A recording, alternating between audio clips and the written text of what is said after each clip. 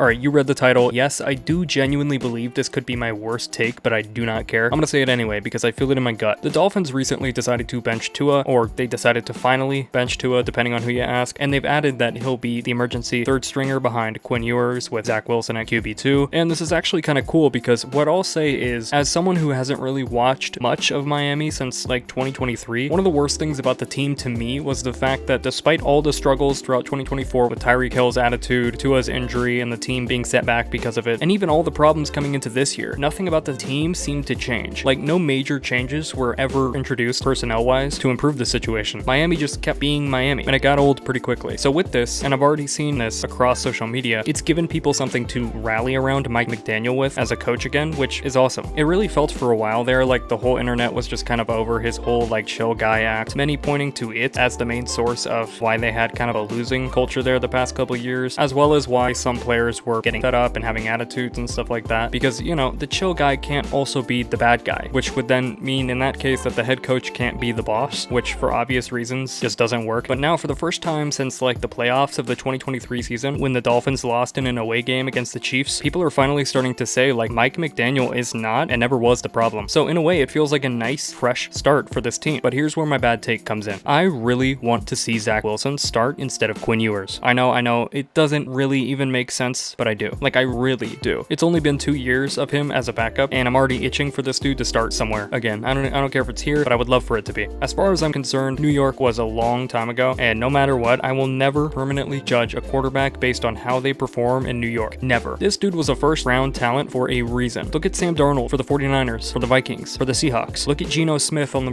Seahawks. I just want to see that for Zach Wilson. And doesn't Miami just feel like the perfect place for a quarterback like him to thrive? I don't know. There's a handful of other QB-needy teams that he could make a case for himself at next year, especially if he ends up like being the starter for a team that's drafting a quarterback that they plan on sitting for the year. Maybe he could have himself a year like Sam Darnold, filling in for the injured JJ McCarthy. I would love that story. Really, I'm just not sold on the idea of having your rookie quarterback start for games when your season is already over. Like, on paper, it makes perfect sense why you would do that. It takes the pressure off your quarterback and he gets to just play. Win or lose, it doesn't matter. It's just playing experience, right? Like, if the season's already a wash, there's no real consequences and he gets his real first shot next year with all of that playing experience when it didn't matter. With that being said, is that really how you want to desensitize your guy to an NFL playing environment? Like, you want their first experience starting for multiple games to be with an it's okay to lose attitude? I know no one's actually saying it's okay to lose, except Woody Johnson, but just think about the lasting mindset that puts a guy like Ewers in. I don't know, it doesn't really seem like it worked for Penix. It doesn't really seem like a great strategy in general. It only really works when you make that decision way earlier into the season so that the guy can still maintain his confidence and learn and grow over an extended period of time, like what happened with Drake May and Jackson Dart. Taking over for the veteran QB in week 5 is so much different than going into 3 games after you've been eliminated from the playoffs, knowing that you have 3 chances to make mistakes before a 7 to 8 month break where every single one is going to sit with you. Not to mention, at this point in the season, all your teammates, even the veterans, are just so dejected and frustrated at this point and clearly lacking motivation because now there's no season-long goal to work towards and get better for. That can't be good for your young guy to be around. It's better to have him be in that sort of locker room to see what losing feels like without having to feel the weight or responsibility of it, and then start week 1 of the next season with 0 expectations because of how the last one ended. But if we take the downsides of what they're about to do with Ewers and we compare it to the upside that those playing circumstances could have on a quarterback like Zach Wilson in his career, I just think it's a no-brainer. A guy like Zach has already been in that losing culture for years before. He already wore the weight of those losses year in and year out. Alternatively, he's also been a member of and a silent contributor to the intoxicating winning culture as a backup in a place like Denver during their playoff run last year. Now he's in a mix of the 2 experiences. There's already a chip on his shoulder being a first-round pick turned journeyman backup, and I feel like that's the dude you want to start for the last few games when you've already been eliminated and you just want to experiment. Not to mention, and yes, I am still clinging on to this and I can't believe it, but Zach looked really good and really refreshed in the preseason for the Broncos last year. He's also said since preseason this year that he's learned more crucial things about playing quarterback under McDaniel than he did with multiple years in New York. And I get it, obviously preseason is not the same as regular season defenses, but again, if we're already treating this portion of the season like the preseason now that you've been eliminated, let's see Zach against some real defenses. Put the experienced guy out there. Tua now has $50 million guaranteed, and it'll be nearly $100 million in dead cap if you release him. Play Zach to see if he's worth the re-sign, and if he proves himself, then re-sign him and trade him for picks at the start of the next season. Besides, you're gonna need some some great players on rookie deals with the cap space that Tua's going to take up. Meanwhile, the entire time you're preserving your rookie and ensuring that he'll still get the same playing time next year in the preseason and at the start in week 1. Let him start fresh. But I don't know, those are just my thoughts on the situation. What do you think? Is this my worst take, or do you agree? Let me know.